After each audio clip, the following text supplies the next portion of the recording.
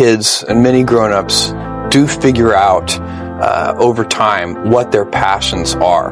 And sometimes we let I don't think it's that hard. I think what happens though sometimes is that we let our intellectual selves overrule those passions. And so that's what needs to be guarded against. My job, one of my jobs as the leader of Amazon, is to encourage people to be bold.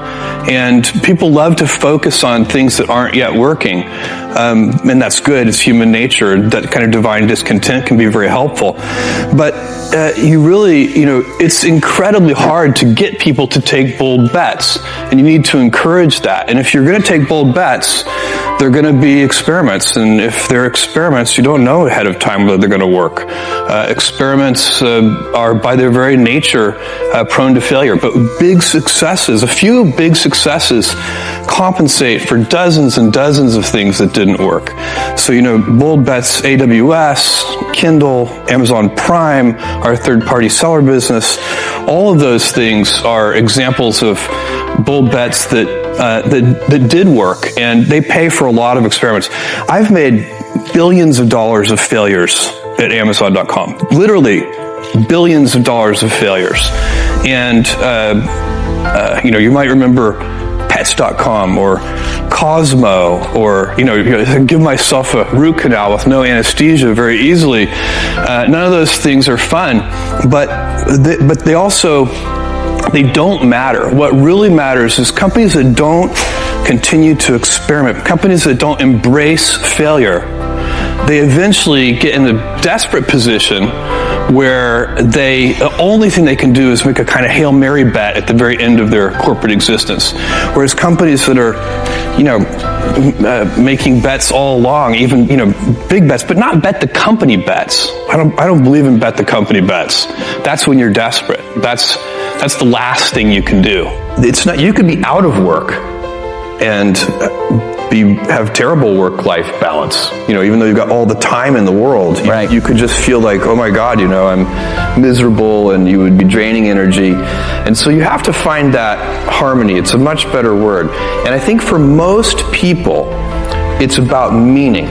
People want to know that they're doing something interesting and useful. And for us, because of the challenges that we have chosen for ourselves, we get to work in the future, and it's super fun to work in the future for the right kind of person. You need to be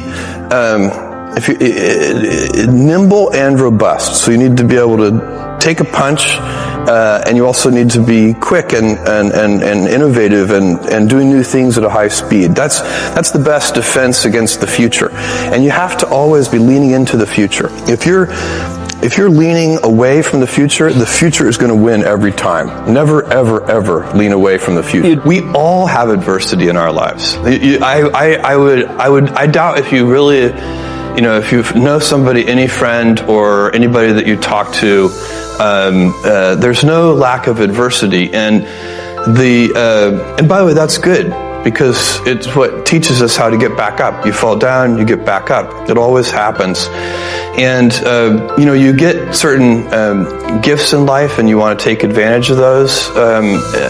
But I guess my advice on adversity and success would be to be proud not of your gifts, but of your hard work and your choices.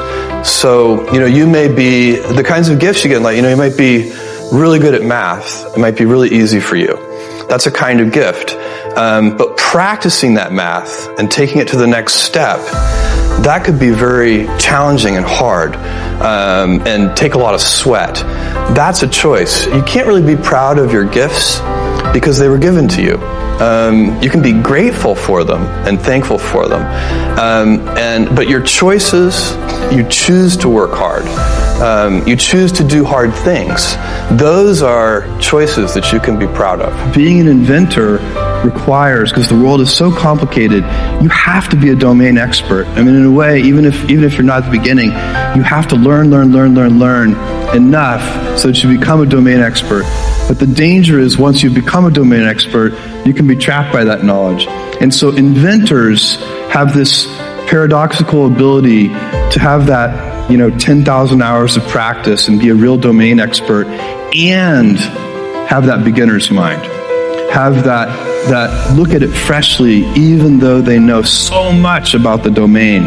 And that's the key to inventing. You have to have both. And I think that is intentional. I think all of us have that inside of us, and we can all do it, but you have to be intentional about it. You have to say, yeah, I am going to become an expert, and I'm going to keep my beginner's mind. You can't skip steps. You have to put one foot in front of the other. Things take time. There are no shortcuts. And but you want to do those steps with passion and ferocity. It's easy to have ideas. It's very hard to turn an idea into a successful product.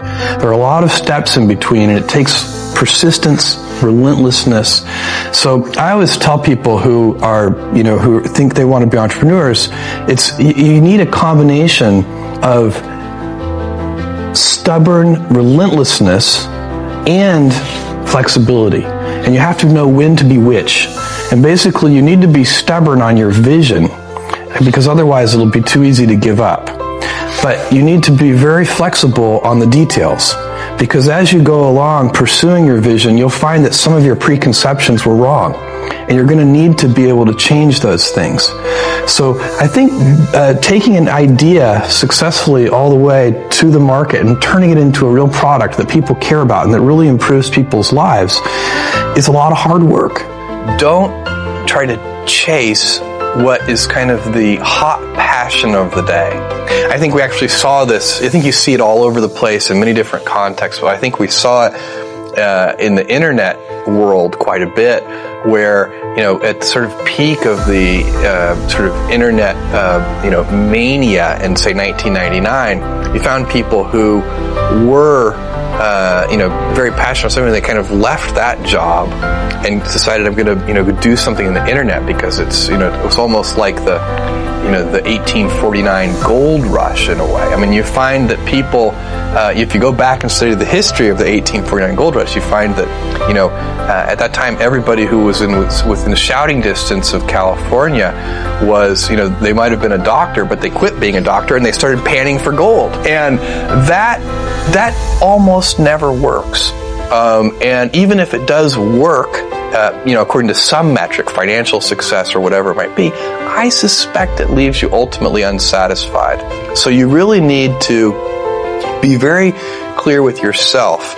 And I think one of the best ways to do that is this notion of projecting yourself forward to age 80, looking back on your life and trying to make sure you've minimized the number of regrets you have. That works for career decisions. It works for family decisions. Do you want? I have a 14-month-old son, and it's very easy for me to, if I think about myself when I'm 80, I know I want to watch that little guy grow up. And so I don't want to be 80 and think, shoot, I missed that whole thing, and I don't have the kind of relationship with my son that I wished I had, and so on and so on. So if you think about that, so I guess another thing that I would recommend to people is that they always take a long-term point of view. And I think this is something about which there's a lot of controversy. There's a lot of people, and I'm just not one of them, believe that you should live for the now. I think what you do is you think about the great expanse of time ahead of you and try to make sure that you're planning for that in a way that's going to leave you ultimately satisfied. So this is just this is the way it works for me. And I mean, everybody needs to find that for themselves.